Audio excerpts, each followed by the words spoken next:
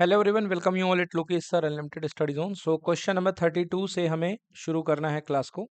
सो 32 का और वाला पार्ट, पहला वाला पार्ट तो बहुत सिंपल है, अप टू 3 डेसिमल प्लेसेस तक बस वैल्यू रखनी है। अब हम 32 का और वाला पार्ट देखते हैं। देखिए, इसमें तीन बच्चों आपको एक्सप्रेशन दिए गए हैं। ये पहला है, ये दूसरा फैक्ट और ये तीसरा। तीन आपके पास में तीन टर्म है। अब तीनों को आपको क्या करना है, इसमें रेशनलाइज करना है।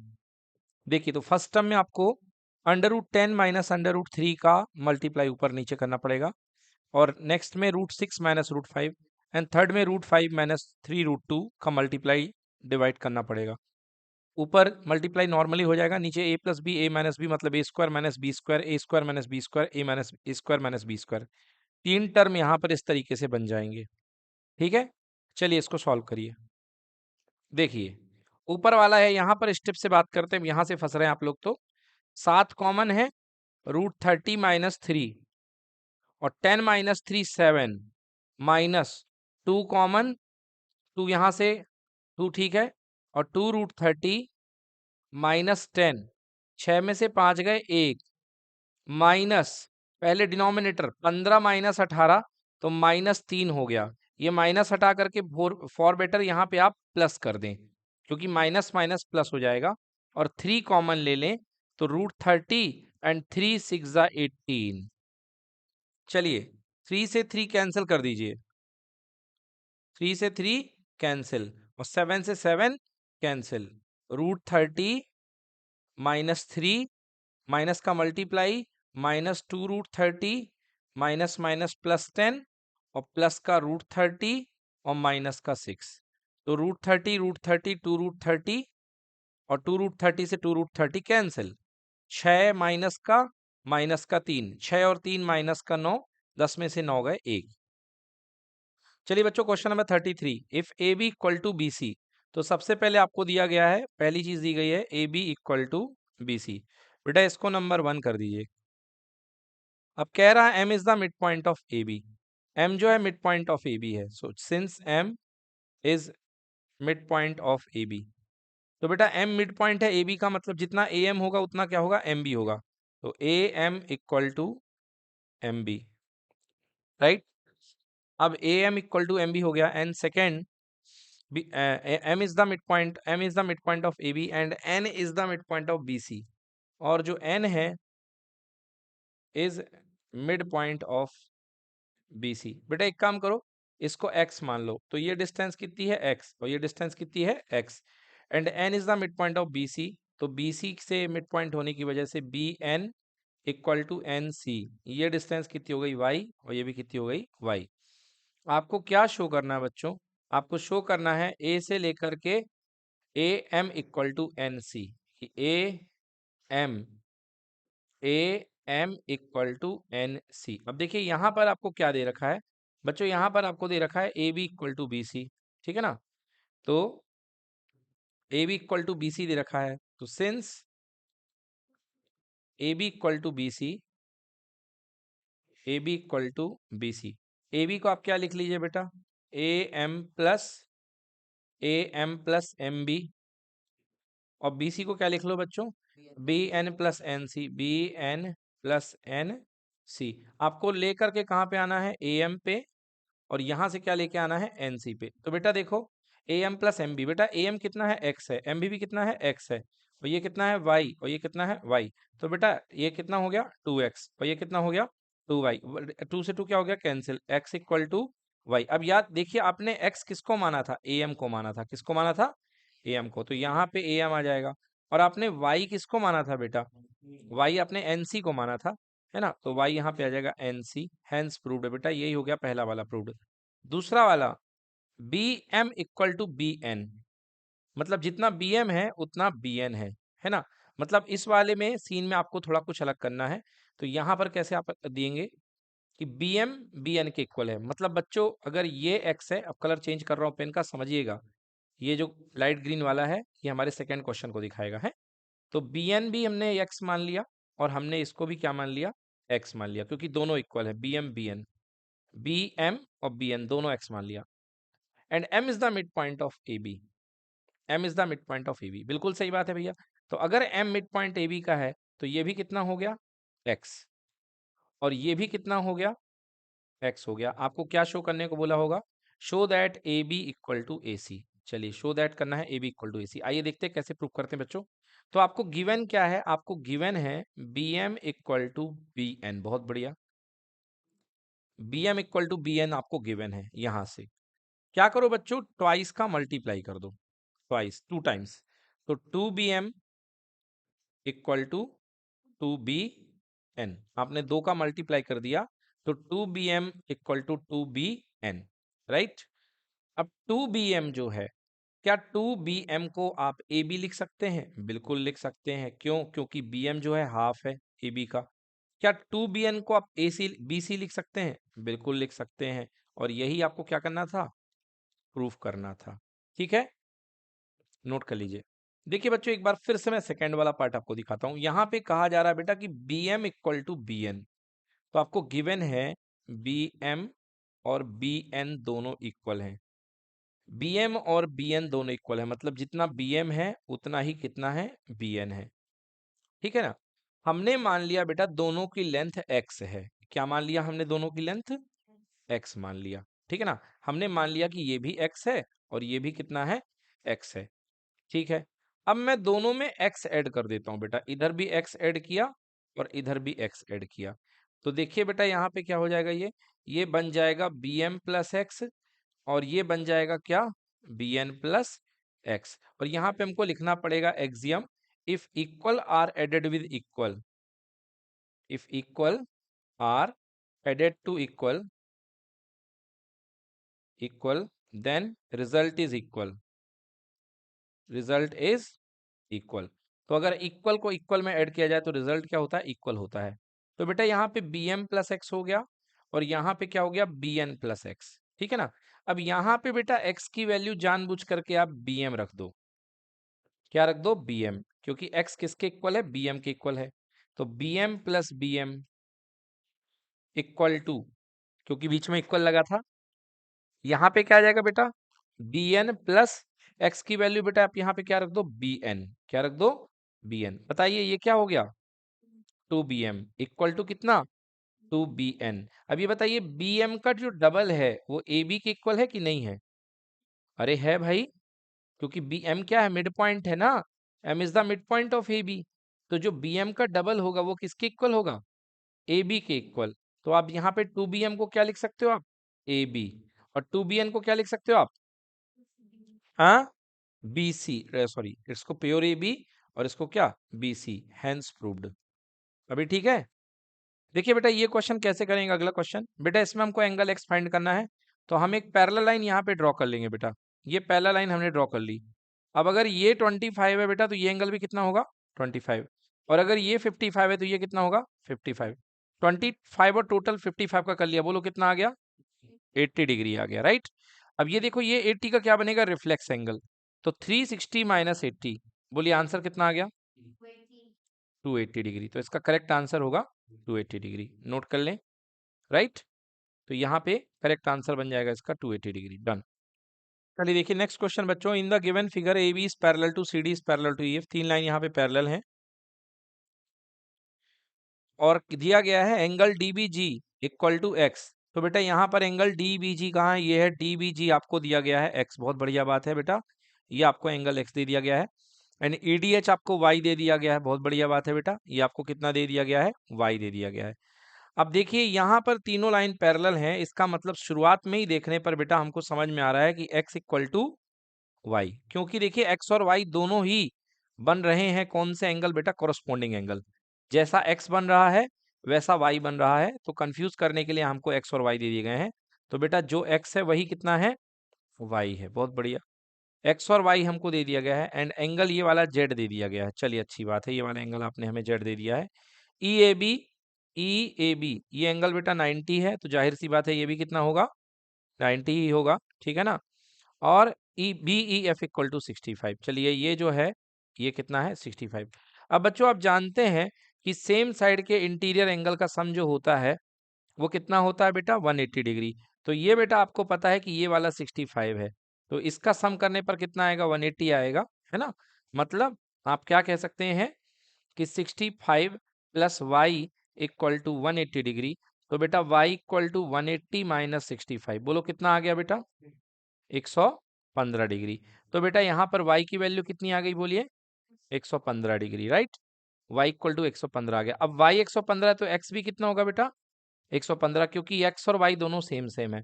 अब आपको z की वैल्यू फाइंड करना है। तो देखो बेटा, अगर ये 115 है तो अंदर वाला 180 में से 115, या उसको छोड़ो, आप देखो डायरेक्टली ये क्या बन रहा है बेटा? Alternate interior angle. तो अगर ये 65 है तो ये वाला भी कितना होगा बोलो? 65। दिख पा रहा है कि नहीं दिख पा रहा है? ये अगर 65 है तो ये वाला भी कितना हो जाएगा बेटा? 65 हो जाएगा, है ना। किस वाले एंगल की बात कर रहा हूं मैं? अंदर वाले की। ये देखो, ये वाला एंगल जो हमारा, ये वाला एंगल आपका 65 है, तो इसको देख करके ये वाला भी कितना हो जाएगा बेटा? 65। ये एंगल कितना है? 90। अब एंगल सम प्रॉपर्टी लगा दो, z plus 90 plus 65 equal to कितना बेटा? 180, है ना। तो 90 प्लस 65 कितना हो गया? 9 6 15, 115 प्लस, है ना, इक्वल टू 155, हाँ सॉरी 155, और ये हो गया 180, और यहाँ z। तो z इक्वल टू बोलो कितना हो जाएगा? 180 माइनस 155, हाउ मच? 25। तो बेटा ये वाला एंगल कितने डिग्री होगा?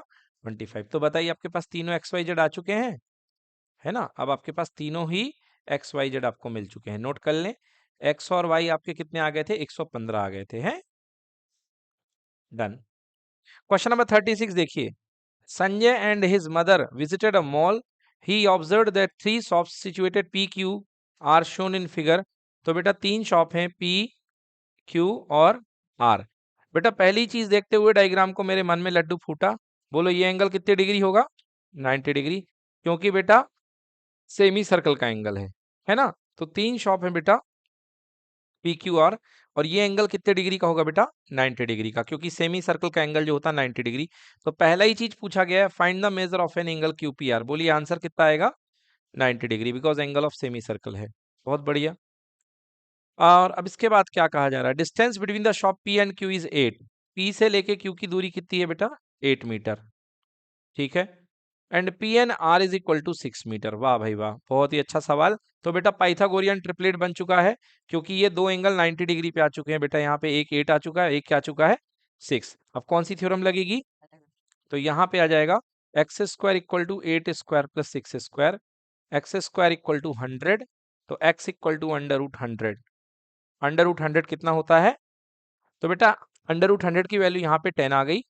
अब अगला क्वेश्चन कह रहा है यहाँ पे, find the radius of the circle. तो बेटा अगर ये टोटल डिस्टेंस 10 आया है तो सर्कल से दो पार्ट में बढ़ जाएगा। ये टोटल डिस्टेंस कितना है? 10। ये डायमीटर बन गया, और ये दो पार्ट में है, रेडियस में है। तो बेटा एग्जैक्टली रेडियस कितनी होगी? देखिए बेटा, सो 10 का हाफ करेंगे बेटा यहाँ पे, तो रेडियस के लिए, है ना। तो 10 का हाफ हाफ होगा, बिकॉज 10 डायमीटर है। तो अगर डायमीटर 10 है बेटा, तो diameter equal to 2 time of radius equal to 10। तो आर इक्वल टू कितना होगा? 5 मीटर। क्लियर हो गया? तो 5 मीटर हो। देखिए बच्चों, अगला एंगल इसमें फाइंड करना है, एंगल क्यू एस आर। तो डायग्राम गंदा हो गया, उसको थोड़ा साफ कर ले अपन। Angle Q S R, okay okay okay. तो भाई क्यू एस आर मतलब यहां से जाएगा इस तरीके से, क्यू से लेके एस, और एस से लेकर के आर। अरे बेटा, तो है तो डायमीटर के ऊपर ही बना है। तो डायमीटर के ऊपर सेम सेगमेंट में बनने वाले सारे एंगल कितने होते हैं? इक्वल। तो अगर बेटा ये 90 है तो ये भी कितना होगा? 90। तो क्यू एस आर, क्योंकि बन तो क्यू आर के ऊपर ही रहा है, तो बन तो सेमी सर्कल के ऊपर ही रहा है। तो बेटा आंसर कितना आ जाएगा इसका? 90 डिग्री। कोई दिक्कत नहीं है। अगला है find the area of triangle P Q R. अरे वाह भाई, 90 डिग्री पर एक होता है बेस, एक होता है हाइट, एंड तो होता है परपेंडिकुलर, सॉरी ट्रायंगल का फॉर्मूला 1/2 बेस इंटू हाइट। तो बेस है 8 और हाइट कितनी हो गई? 6। तो 2 3 जा 6, तो अपने पास आंसर आ जाएगा कितना? तो बच्चों इसका आंसर होगा 24 मीटर स्क्वायर। देखिए बच्चों, सर्कल की एक प्रॉपर्टी होती थी कि सेम सेगमेंट पर सेम आर्क से बनने वाले एंगल इक्वल होते हैं। जैसे ये आपके पास में पी क्यू है, ये आर्क का एंगल चाहे इस पॉइंट पर बनाए, अगर ये इस पॉइंट पर 30 बनाएगा तो इस पॉइंट पर भी कितना लेंगे बेटा? हम 30 लेंगे। कहीं पर भी ले लेंगे बेटा, हम इस पॉइंट पे भी लेंगे, कितना आएगा इसका आंसर? 30। आर्क सेम होना चाहिए। तो बेटा यहाँ पर पिछले क्वेश्चन में आपका जो आर्क है वो है पी आर। अब एक एंगल आपका क्यू पर बन रहा है, सेमी सर्कल का एंगल 90 डिग्री है। बेटा सेम आर्क का एंगल यदि मैं यहां पर बना लूं इस पर, तो ये भी कितने डिग्री होगा? 90, है ना। तो इसलिए यहां पर जो आंसर आ रहा है बेटा आपका angle P Q S R, तो क्यू एस आर का एंगल कितने डिग्री होगा? 90 डिग्री होगा, right. Question number 38. Harish makes a poster with the shape of parallelogram on the save electricity in the inter-school competition shown in figure. Angle A दिया है, angle D दिया है। चलिए देखिए एंगल ए, अब सबसे पहले इसके नाम मान लो ए बी सी डी। तो ये है ए, नीचे से इधर बी, ऊपर की तरफ सी और इधर की तरफ D. A B C D आपने मान लिया है। ए की वैल्यू बेटा 4x+3 है, तो एंगल ए दिया है 4x+3 और एंगल डी दिया है 5x-3। तो बेटा इस तरीके से हमने एक पैरेललोग्राम बना लिया। आप लोग पैरेललोग्राम बना लें। ये एंगल ए है, ये बी है, ये सी है और ये डी है। ये जो शीट है इसको पैरेललोग्राम की फॉर्म में बना लिया है। ए बी सी डी बना ले बेटा। ए की वैल्यू है 4x-3, बहुत बढ़िया, और डी की वैल्यू है 5x-3। बच्चों आपको पता है कि ये को इंटीरियर एंगल है ए और डी, तो इनका सम कितने डिग्री होगा? 180। तो 4x-3 और plus 5x-3 equal to 180 degree. तो 4x प्लस 5x कितना हो गया बेटा? 9x, और माइनस 3 और 3 6 इक्वल टू कितना? 180। तो 9x इक्वल टू हो गया कितना? 186, है ना भाई? माइनस, एक मिनट गलती हो गई, एक में प्लस है एक में माइनस है। 4x+3 है, तो बेटा +3 है तो कैंसिल हो जाएगा बेटा, कोई बात नहीं। तो ये कैंसिल हो गया तो केवल 9x बचा, एंड 9x इक्वल टू 180। तो बेटा x की वैल्यू कितनी आ गई? 20। 180 बाई 9 इक्वल टू 20। तो x की वैल्यू आ गई है। अब इसके बाद b की वैल्यू फाइंड करनी है। बच्चों आपको पता है अब x 20 आ चुका है, तो आप एंगल a फाइंड कर लो। एंगल a इक्वल टू है 4x+3, मतलब 4 इंटू 20+3, 420 जा कितना हो गया? 80। 80+3 कितना हो गया? 83। And angle B equal to हो जाएगा 5x-3, यानी 5 इंटू 20 यानी 100, एंड 100-3 कितना हो गया? 97। अब बच्चों आपको पता है कि पैरेललोग्राम के अपोजिट एंगल इक्वल होते हैं, तो अगर 5x-3 97 आया है तो एंगल बी भी कितना होगा? 97 होगा। और एंगल ए हमारे पास 83 आया है, तो एंगल सी भी कितना होगा? 83। बहुत बढ़िया। अब चलिए देखिए क्या कह रहा है अगले क्वेश्चन में। कह रहा है एंगल बी 2y है, एंगल बी 2y है। तो बच्चों एंगल बी की वैल्यू 2y है और एंगल डी की वैल्यू कह रहा है 3y-6 है। एंगल बी एंगल डी, तो बच्चों आपको डायग्राम में पता है कि बी और डी क्या होंगे? इक्वल होंगे। बी और डी क्या होंगे? इक्वल, क्योंकि पैरेललोग्राम के अपोजिट एंगल क्या होते हैं? इक्वल। तो बी और डी इक्वल होंगे। तो बी की वैल्यू है 2y और डी की वैल्यू है 3y-6, ये दोनों क्या हो गए? इक्वल। तो 6 को इधर ले आइए लेफ्ट में, और ये हो जाएगा 3y-2y।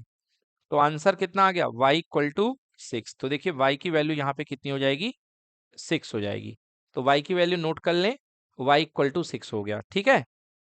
लास्ट क्वेश्चन कह रहा है a इक्वल टू इतना, c इक्वल टू इतना, then relate how x and y। तो बेटा a और c फिर से देखो अपोजिट एंगल है। a और c कैसे एंगल है? अपोजिट एंगल, और अपोजिट एंगल क्या होते हैं? इक्वल। तो दोनों को इक्वल कर दो और x और y में रिलेशन बना दो। तो angle a equal to angle c, it means 2x-3 equal to 4y-2, right? +2। Thank you so much बेटा। 2x-3 equal to 4y+2। तो 2x-4y इक्वल टू प्लस का 2 और प्लस का कितना? 3। तो बेटा आंसर आ जाएगा 2x-4y इक्वल टू 5। यही रिलेशन है बेटा x और y में, है ना? 2x-4y इक्वल टू 5 नोट कर लें। लास्ट क्वेश्चन पूछ रहा है if AB equals to 2y-3 and CD equal to 5, then find the value of y। तो AB और CD, तो बेटा आपको पता है कि पैरेललोग्राम की अपोजिट साइड क्या होती हैं? इक्वल। पैरेललोग्राम की अपोजिट साइड इक्वल होती हैं, मींस 2y-3 किसके इक्वल होगा? 5 के इक्वल। तो 2y इक्वल टू हो जाएगा 5+3 यानी कि 8। तो y इक्वल टू कितना हो जाएगा? 8/2। आंसर कितना हो गया? 4। That's done. देखिए बच्चों अब इसके बाद डाउट है बच्चों का क्वेश्चन नंबर 37 का। सीधे सीधे हम क्वेश्चन पे आते हैं। थर्ड पार्ट डाउट है। थर्ड पार्ट में कह रहा है कि बताइए if each 1 centimetre square of the surface of the cob carries average 4 grain, मतलब 1 सेंटीमीटर स्क्वायर में इस भुट्टे के, सॉरी क्या बोलते हैं इसको? कॉब, हाँ। तो इसके कितने दाने हैं बेटा? 4 दाने हैं। इसके 4 दाने हैं यहाँ पे। तो अगर 4 दाने हैं तो कह रहा कि बताओ पूरे भुट्टे में कितने दाने हैं। तो बेटा आप पूरे भुट्टे का surface area, total surface area निकाल लो, जो आपने निकाल रखा होगा। कर्ड सरफेस एरिया, आपने इसका कर्ड सरफेस एरिया निकाल रखा होगा, राइट? क्योंकि यहां पर तो इसका दाना होता नहीं है नीचे, नीचे वाले पार्ट में तो वो है ना, होता नहीं है कुछ। तो जो भी होगा बेटा कर्ड सरफेस एरिया। तो मुझे बताइए आपने इसका कर्ड सरफेस एरिया कितना निकाला है? तो ये देखिए बच्चों, आपका कर्ड सरफेस एरिया इतना आया हुआ है पाई आर एल के फॉर्मूले से 132.73 centimetre square. And each centimetre square में 4 दाने हैं, तो बेटा टोटल भुट्टे में कितने दाने होंगे? 132.73 सेंटीमीटर स्क्वायर इंटू 4 दाने, 4 ग्रेन्स पर सेंटीमीटर स्क्वायर। तो 4 का मल्टीप्लाई कर दिया तो टोटल आपका आंसर आ जाएगा 503.92। तो लगभग लगभग, अबे 92 को क्या बोला जाए, 0.92 को 1 मान लो, तो 530 दाने कंप्लीट, और ये थोड़ा सा अधूरा सा घिसा हुआ, तो कितने बन जाएंगे? 531 कॉर्न कॉप्स होंगे। समझ? Clear? Grains of corn. Clear? चलिए नेक्स्ट इसका पार्ट पूछा जा रहा है कि how many such कब्स can be stored in a cartoon of size. Okay, तो बेटा पहले आपको क्या निकालना पड़ेगा? इसका पूरे का वॉल्यूम, है ना। इस पूरे कार्टून का क्या निकालना पड़ेगा? वॉल्यूम निकालना पड़ेगा। अच्छा, वॉल्यूम निकालने के लिए एक चीज याद रखना, हाँ ठीक है, तो क्या निकालोगे? वॉल्यूम निकल जाएगा पूरे डब्बे का, length into breadth into height, v equal to L into B into H. ये बेटा ये पूरे के पूरे बॉक्स का वॉल्यूम आ जाएगा, ये पूरे के पूरे बॉक्स का वॉल्यूम आ जाएगा। अब कह रहा है कि इतने बड़े बॉक्स में कितने भुट्टे आ सकते हैं। तो बेटा नंबर ऑफ कॉर्न कॉब्स या n इक्वल टू, बेटा कैसे निकालेंगे? टोटल बॉक्स का वॉल्यूम डिवाइडेड बाई एक कॉर्न का वॉल्यूम, या कॉब बोलते हैं, एक कॉब का वॉल्यूम। तो बेटा टोटल कितना हो जाएगा? Length into breadth into height. और बेटा ये वॉल्यूम कैसे निकलता है? 1/3 पाई आर स्क्वायर एच। तो देखिए दोनों को निकालते हैं अपन वॉल्यूम। ये देखिए volume of the corn cob हमने पहले ही निकाल रखा है, और ये देखिए length into breadth into height, तो कितना आया? 10,000 सेंटीमीटर क्यूबिक। और कॉर्न कॉब का वॉल्यूम पहले ही निकाल रखा है यहाँ पे फर्स्ट क्वेश्चन में, कितना आया था? 1/3 पाई आर स्क्वायर से 92.4। तो 92.4 का बेटा हम इसमें डिवाइड कर देंगे, तो नियर अबाउट कितना आ रहा है? 108। मतलब उस कार्टून में आप कितने भुट्टे रख सकते हो? 108 भुट्टे, 108 कब्स। कब्स होगा कि कॉप्स होगा? कॉप्स होगा भाई, कब्स तो शेर होता है, शेर के बच्चों को कब्स बोलते हैं ना, शेर के बच्चे मत भरो इसके अंदर। 108 कॉप्स।